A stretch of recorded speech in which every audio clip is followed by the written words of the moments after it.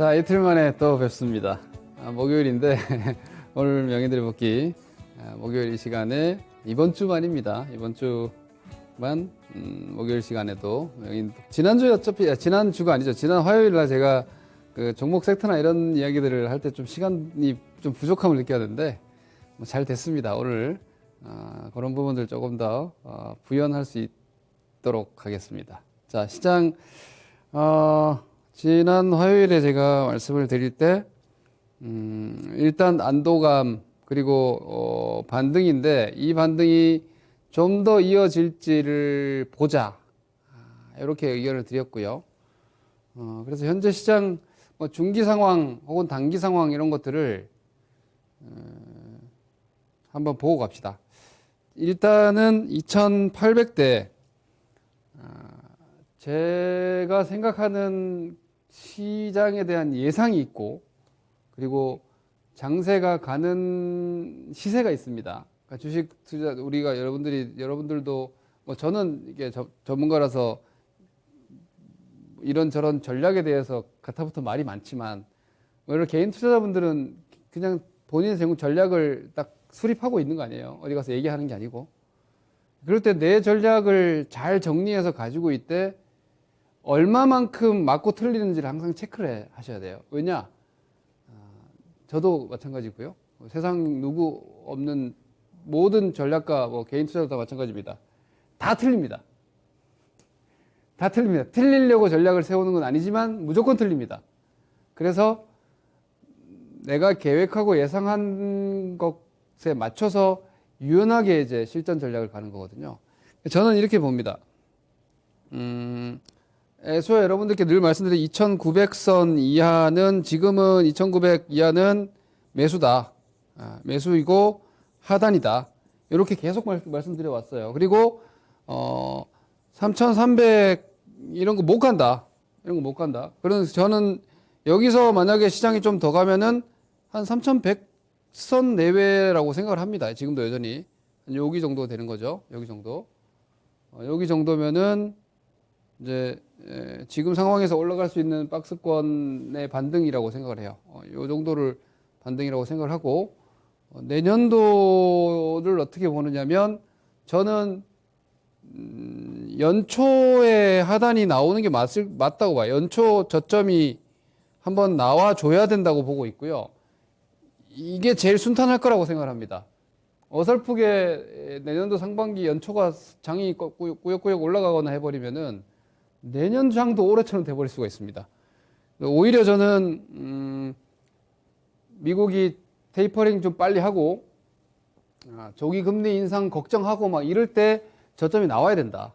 그런 저점을 요번에 2800 찍었잖아요. 이거 지우고 여기 지우고 요거 이제 2800을 찍었는데 요 2800이 증권사마다 이제 내년 추정치가 조금씩 다르기 때문에 제가 전에 이렇게 말씀드렸죠. 내년도 175조 원의 영업이익 전망이 대략 컨센서스인데 이거 되겠냐? 이거 되겠냐? 약간 저는 이런 생각을 좀 가지는데 변수는 이제 반도체가 큰 역할을 하는데 175조 원 정도의 만약 내년도 영업이익이 된다면 2,800원 안 무너지는 게 맞습니다. 근데 이게 만약에 하향 조정이 된다면 만약에 뭐 160조 원대나 뭐 165조 원대나 이렇게 낮춰진다라면은 거기에 맞춰가지고 한 150포인트 내려가면은 한 2,650 정도 되는 거죠. 그죠? 이 정도 나올 수 있어요. 그렇게 되면 밸류에이션 하단이 좀 낮아지는 거니까. 이런 작업이 저는 연초에 한번 나오는 게 내년도 장이 더 좋을 거라고 보는 거예요. 왜냐하면 올해 여러분들이 연초에 경험하셨겠지만 주식이라는 게 그래요. 초보자분들이 제일 많이 하는 얘기가 뭐예요? 실적이 좋은데 왜 안 가냐? 실적 호전, 좋은 실적 나왔는데 주가 왜 떨어지냐? 뭐 주가는 실적에 수렴한다며 왜 안 해? 이렇게 생각을 하시는데 이게 미래의 전망치가 중요한 거예요. 전망이. 그래서 전망치가 이렇게 높은 구간에 예를 들어서 이익 전망이 여기 있다. 여기 있어요. 그럼 이게 예를 들어서 내년도 175조 영업이익 전망이에요. 그러면 내년도에 만약 170조 나오면 어때요? 예상 하회입니다. 170조 대단히 많이 나오는 거거든요. 170조 영업이익도 사실 역대급이 되는 건데, 근데 그렇게 되면 예상 하회입니다. 예상 하회. 예, 그렇게 되면 예상 하회 되는 거예요. 근데 역으로 영업이익 전망을 165조로 낮췄다. 그럼 170조가 나오면 이거는 예상보다 좋은 거죠. 그럼 주가 올라갑니다. 이런 거예요. 기업 실적도 마찬가지예요.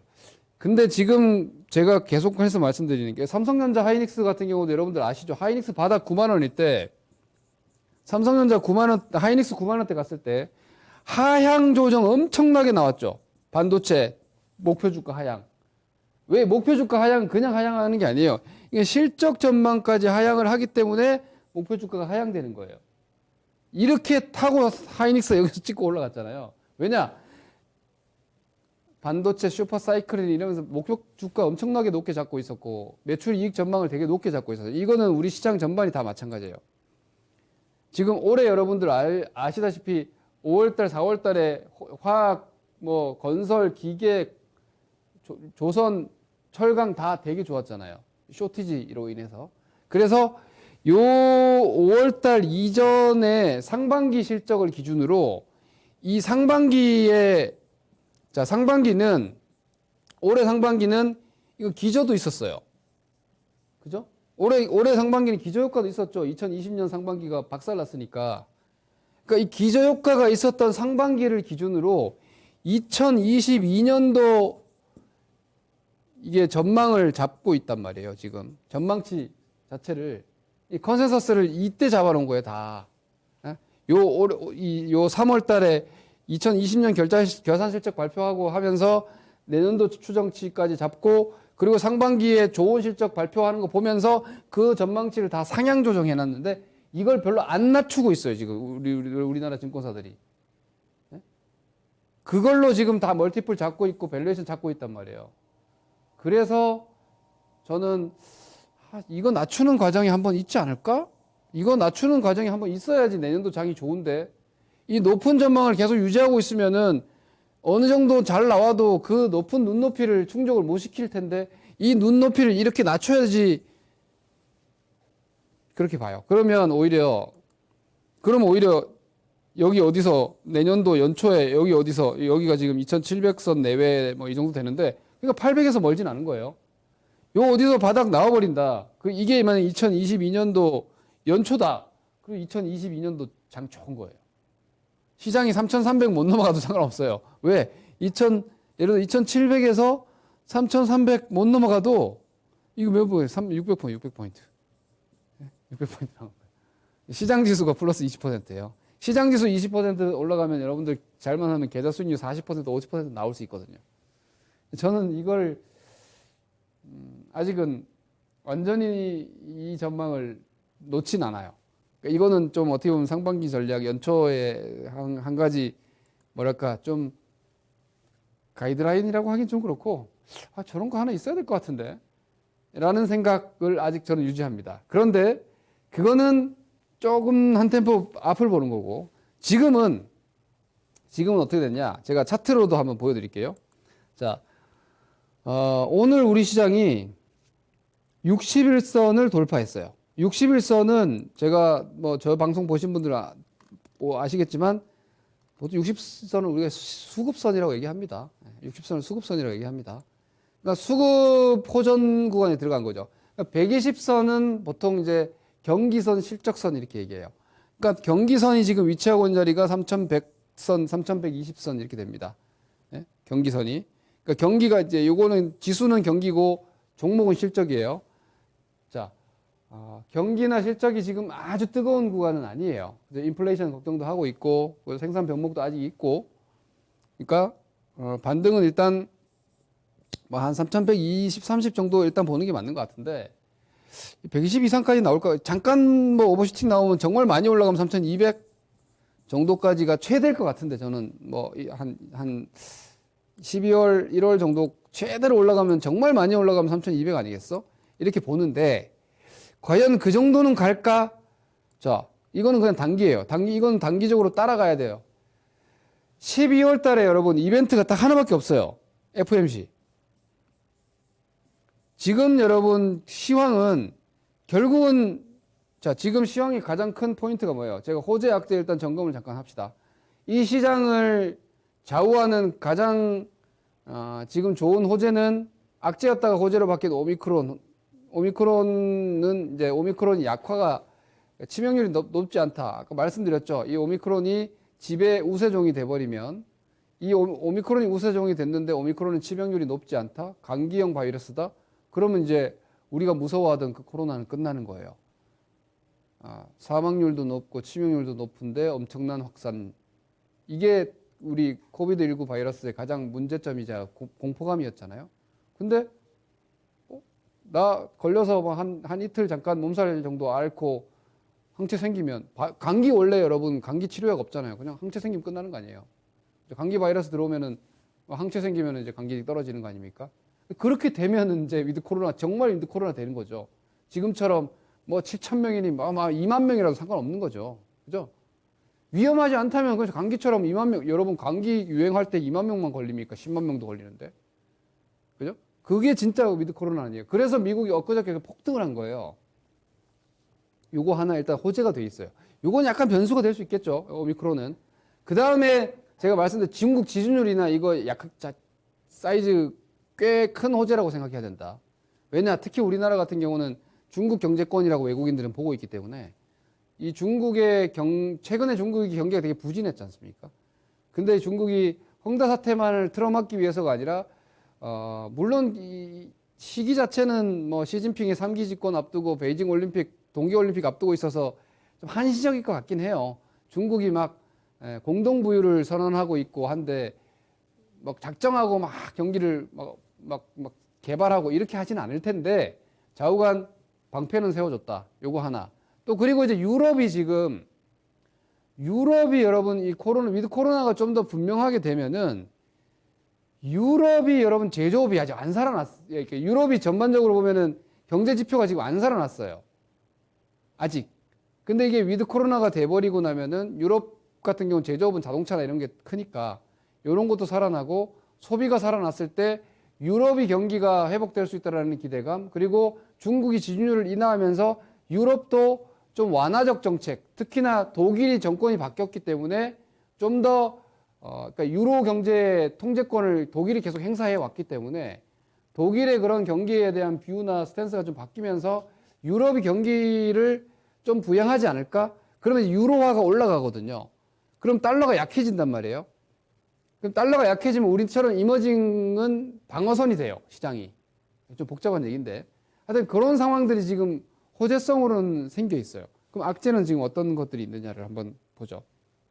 악재는, FOMC밖에 없어요. 지금 사실, 당장의 걸림돌은 FOMC밖에 없어요. 그럼 이 FOMC가 언제냐? 12월 14일, 15일인데 이제 성명서 나오고 이제 결과 15일에 나옵니다. 15일 밤이니까, 그러니까 미국 시간이니까 우리 시간으로는 16일 목요일 날 이제 결과가 나오는 거예요. 근데 이 FOMC는 호키식, 매파적인 가능성이 아주 높아요. 아주. 뭐 거의 당연히 매파적이 아니겠느냐라고 볼 수 있는 정도예요. 뭐, 점도표는 더 찍힐 것 같은데 내년도 금리 전망 자체가 더 빠르게, 그리고 테이퍼링 속도 조절을 이미 공식적으로 언급했기 때문에 3월 테이퍼링 종료면은 지금 남은 기간 동안 한 350억 달러 정도씩 이제 1200억 달러씩 매달 공급하는 유동성을 줄인단 말이에요. 그렇게 되면은 시장 유동성 약해지는 거죠. 그러니까 미국 시장 FOMC 기준으로, FED 기준으로 제공해주던 유동성이 약해지기 때문에 이 FOMC가 당연히 매파적일 텐데 미국 시장이 삐질삐질 올라가고 우리가 삐질삐질 올라간다? 그러면은 이 FOMC가 더 매파적일 수 있어요. 왜냐면 특히나 지금의 파월 의장은 변호사라서 시장과 소통을 잘 해왔다는 게 가장 큰 장점이에요. 그래서 시장이 이 정도의 상황도 버티고 있다? 그러면은 오히려 더 자신있게 인플레이션에 대한 통제 의지를 보일 수 있다는 거죠. 그래서 기대 인플레이션을 낮출 수 있다는 거예요. 오늘 좀 복잡한 얘기 많이 하는데. 근데 그게 지금 12월에는 일단 하나의 장애물인데, 근데 이거는 그냥 심정적으로 다 알고 있는 악재패를 거의 무시하고 있다. 그러고 있다가 가끔 뒤통수를 때리기도 하는데, 근데 이게 지금 좌우간 12월 15일이 지나가면 FOMC 하나는 지나가 버립니다. 그럼 다음 FOMC는 1월 달로 가는 거예요. 1월 말로. 그럼 1월 말까지는 일단은 통화 정책에 대한 스트레스는 없는 거거든요. 그러면 12월 16일 우리 시간으로 요 날의 변동성만 잘 지나가면은 진짜 산타랠리 올 수도 있겠는데? 자, 산타랠리랑 저 이거 별로 이 워딩 자체를 사실 별로 전 선호하진 않는데, 여름에는 썸머랠리 겨울 되면 산타랠리, 1월에는 1월 효과 그럴 것 같으면 1월 여름 연말에만 주식하면 되지. 사실 그게 항상 있는 건 아닌데, 연말마다 나오는 산타랠리 기대감 아니에요. 근데 이 분위기 잘 하면 정말 있을 수도 있겠는데, 요 15, 16일만 잘 지나가면, 그러면 이거 정말 3,200 한번 가는 거 아니야? 이 정도는 한번 완전히 배제할 수는 없는 것 같아요. 지금의 분위기가. 왜냐? 아까 말씀드린 대로 뭔가 여러 가지 지금 좋은 요인들이 나와 있고, 그리고 우리나라 수급, 저는 제가 잘났다가 아무리 떠들어 본들 돈의 힘을 이기지 못해요. 자, 제가 만약에 지금 되게 보수적 비관적인 단기 전략만 가지고 있다? 외국인 선물 왜 이렇게 사냐고. 자, 외국인 선물 제가 이거는 그림으로 잠깐 보여드릴게요. 외국인 선물이 제가 이거 자주 보여드린 그림이죠. 자, 요게 외국인들의 누적 선물 포지션입니다. 자, 보세요. 이게 올해 연초에부터 외국인 선물 쭉 팔아가지고 요 시점을 기준으로 외국인들이 한 7조 원 정도까지 선물 매도를 했었거든요. 요 시점 기준으로. 여기가 이제 작년 12월 정도 기준으로 봤을 때. 근데 요게 지금 마이너스 1조니까 한 6조 원 정도가 이제 걷어들인 게 됩니다. 그 정도 걷어들인 게 되고, 이번에 2,800 딱 찍는 시점 기준으로는 한 3조 원 정도, 3조 원 정도 외국인들이 지금 들어와가지고, 작년도 8월 기준으로 보면은 지금 외국인 선물이 포지션에 제일 매수가 많아요. 그래서 외국인들은 선물을 가지고 지수를 컨트롤 하거든요. 종목이 아니고 지수 컨트롤은 선물로 하거든요. 외국인 선물 좀 상방 보는 것 같은데, 원화 당분간 강세 보는 것 같은데 라고 볼 수 있는 포지션이 일단 읽힙니다. 근데 오늘 공교롭게도 12월 만기였어요. 12월 만기가 변곡이 되는 경우가 가끔 있어서, 내일 이후에 외국인들이 만약에 선물을 별로 물량을 내놓지 않고 그대로 가져간다. 그러면 FOMC 잠깐 변동성 있을지언정 이거 위쪽을 좀 더 보는 것 같은데 라는 생각도 충분히 해볼 수 있을 것 같아요. 그래서 결론을 말씀드리면, 저는 이렇게 뜬구름 잡는 얘기하는 거 별로 안 좋아해서, 제가 말씀드린 이 상황의 전략적 결론은 이제 이렇습니다. 자, 지금 우리가 알고 있는 현재 노출되어 있는 모든 내용으로는 2,800억을 일단 저점을 보는 게 맞는 것 같다. 그리고 혹시라도 내년도 가서 이제 추가적인 경기 하향 조정 조치나 이런 혹은 이벤트가 있다거나 하면은 한 번 정도는 더 내릴 수 있다. 근데 2,800에 산 사람은 굳이 팔 필요가 없고, 만약에 거기서 중기 포지션을 못 잡았다면은 이거는 매수하는 하락이다. 어차피. 그러니 중장기 포지셔너는 지금 시장을 비관적으로 볼 필요는 없다. 2,800을 찍은 입장에서. 요게 한 가지 저의 생각이고요. 단기적으로는 이거 잘하면 3,150 정도까지도 갈 수도 있겠는데, 3,000 요런 정도까지 일단 열고 보셔도 되는데, 거기서 단기적인 장애물이 다음 주 FOMC만 넘어가면은 아마 3,150, 3,200 정도까지 가는 시장이 1월 달까지 전개될 가능성이 꽤 높아 보입니다. 그런 한 가지 기준으로 좀 보시면 되겠고요. 그럼 여기서 만약 FOMC가 좀 매파적이라면은 가다가 흔들린다. 그럼 3,000만 지키면 돼요. 3,000 지키면 됩니다. 아니지. 정확하게 봅시다. 어설프게 볼 게 아니고. 그러면 지수 기준으로는 사실은 2,900 안 깨지면은 2,800 위협할 일은 없는데 2,950만 안 깨지면 됩니다. 2,900, 그러니까 지금은 그렇게 보면 따지면 레인지를 2,950에서 3,150 잡는 거죠. 지수는. 그렇게 잡고 봐도 될 것 같아요. 요만큼의 영역. 단기적으로는 지수는 이렇게 생각합니다. 그래서 저가 매수는 용감하게 해도 된다. 하지만 요 근처로 가면은 주식을 너무 추격 매수하는 건 또 여전히 반대예요. 왜? 중기로는 아직 박스니까. 그러니까 경기나 시황이 3,300 넘어갈 상황은 여전히 아니다라는 건 아직은 큰 전제예요. 그러니까 박스권에서 박스 상단 정도 시도도 한번 잘하면 할 수도 있겠다 정도의 단기 전략. 그러니까 기본적으로는 주식 보유 베이스예요. 현금화나 막 하방 포지션은 아니고요. 이런 정도로 일단 보고 또 다음 주 가서 또 봅시다, 여러분. 화요일 가서 이런 정도의 상황 인식하고 보시고요. 업종 종목 섹터는 그냥 결론 위주로 말씀을 드릴게요. 반도체는 저는 하이닉스 삼성전자 위주로 보지 않아요. 예를 들어서 LX 세미콘 같은 거 있죠. 이거 여러분들이 아마 사기 쉽지 않을 거예요. 근데 LX 세미콘이 13만 원대면 이건 상당히 매력적입니다. 반도체는 저는 어떻게 접근해야 되냐면, 반도체 D램은 지금 시클리컬 경기 순환이기 때문에 아직까지 너무 그렇게 막 고가 매수하고 따라가고 이럴 필요 없어요. 그건 내년 가서 해도 될 거라고 보고 있고, 글로벌 공급처, 즉 삼성전자, 하이닉스 이외의 공급선들, 특히나 세트 업체들이나 뭐 혹은 지금 자동차 업체들도 이제 차량 반도체를 직접 생산한다고 나서고 있잖아요. 그러한 글로벌 공급처를 확보하고 있는 쪽이 대표적으로 LX 세미콘, DB하이텍, 한미반도체 이런 종목들은 삼성전자, 하이닉스 주가와 연동하지 않아요. 지들 따로 갈 수 있어요. 제가 항상 박스권에서 이렇게 얘기하잖아요. 시장은 못 가도 갈 수 있는 종목을 사야 된다. 시장은 고점을 3,300포인트를 못 넘어가도 사상 최고가를 갈 수 있는 종목을 해야 된다. 요런 것들. 반도체는 저는 그 정도로 국한을 좀 하는 게 맞지 않나 싶고요. 2차 전지는 아직까지는 살아있는데, 근데 LG 에너지 솔루션 IPO 날짜가 나와버렸잖아요. 자, 에코프로 BM으로 잠깐 봅시다. 에코프로 BM이 오늘도 뭐 버텨냈어요. 저는 2차 전지도 장기 대세기 때문에 크게 꺾인다고 보지는 않아요.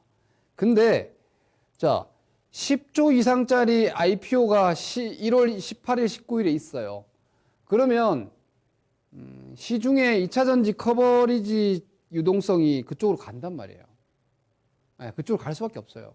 그러면 오히려 뭐 LG 화학 같은 경우는 LG 에너지 솔루션 구체적인 상장 앞두고 지분법 평가이익 기대감으로 좀 올라올지 모르지만, 걔네들이 올라올 때 2차 전지 주변주들이 살짝 뜰 수도 있는데 거기서 따라가면 안 된다고 저는 봐요. 오히려 왜 LG 에너지 솔루션 IPO가 너무 큰 게 지금 1월 18일, 19일에 이제 날짜가 확정 잡혔기 때문에 오히려 2차 전지 소재 쪽에 대해서는 유동성 조정에 대한 가능성을 좀 염두에 두시고 따라가지 말자. 혹은 가지고 계신 분들은 반등시 좀 포지션 줄여놓을 필요가 있지 않나는 의견입니다. 자, 그리고 산업재 섹터, 대표적으로 대한유화, 오늘 대한유화 종가까지 떴는데, 제가 2주 전에 이거 화학주, 철강주 절대 팔면 안 된다. 오히려 저가 매수해야 된다고 말씀드렸죠. 지난주에 말씀드렸습니다. 중국 지준율 인하 이거 어설프게 보시면 안 됩니다. 얘네들이 저는 요렇게 1차 채널이 왔고요. 2차 채널이 이렇게 간다고 보는데, 저는 여기까지 올 수 있다고 봅니다. 여기까지. 그러니까 산업재 오히려 더 올라갈 수 있다. 그러니까 오히려 요런 애들 요런 데 사면 괜찮아요. 최바닥 못 잡았다고 포기할 필요 없고, 지금 어설픈 종목보다 이게 나아요. 요만큼 나오니. 이거 얼마 나와요? 얘네 만약에 대한유화가 26만 원 가면은 여기서 플러스 25% 더 나오잖아요. 그죠? 시장 지금 뭐 별 볼 일 올라가 봐야, 뭐 시장 여기서 올라가 봐야 3,150 가봐야 3%밖에 안 나오는데 20% 넘게 나오는 종목군이면 이거 해야죠. 산업재 이쪽 오히려 괜찮은 것 같고요. 그리고 애플카 자율, 이건 말로만 말씀드릴게요. 애플카 자율주행 요게 1월에 우리가 항상 제뉴얼 이펙트 1월 효과 보잖아요. 그 1월 효과는 거의 테마 성장이거든요. 자율주행 애플카 쪽 계속 커버하시면 될 것 같아요. 예를 들어 인베디드 솔루션 뭐 소프트웨어 기업들이나 혹은 차량 반도체 기업들 이런 것들 위주로 좀 커버하시면 될 것 같고, 바이오는 그냥 단순 낙폭과대로 접근하시면 될 것 같아요. 시장이 바닥 찍고 돌렸기 때문에 고점 대비 70%에서 50% 떨어져 있는 바이오주들 수급적인 순환매예요. 따라가시는 건 아니고, 밑에서 한 저 정도 낙폭과대 나오면 한 25에서 30% 반등 나와요. 저점 대비해서. 그 정도 생각하시면 되고, 금융주는 내년도 기본적으로 금리 인상기니까 금융주는 롱텀으로 가셔도 되고, 요거 보면은 내년에 연기금 주식 살 수밖에 없지 않을까요? 그죠? 왜냐면 연기금은 자산 배분하는데 연기금들 내년에 채권으로 돈 벌기 힘들거든요. 그럼 주식 연금 더 들어오지 않을까? 그래서 저는 오히려 내년은 상저가 나오면 내년은 정말 좋다. 오히려 저는 그렇게 보고 있습니다. 이런 점 한번 큰 그림 그리시는데 참고해 보시면 될 것 같고요. 결국은 좋은 종목 하세요, 여러분. 장이 복잡하고 머리 아플 때 가장 편한 거는 내 종목이 실적이 좋고 성장이 유효하면 사실 뭐 장이 얼마 갔다 오든 뭔 상관이야. 다시 올라올 건데 내 종목. 이게 됩니다. 항상 종목 공부 열심히 하시기 바랍니다. 감사합니다. 김동현입니다.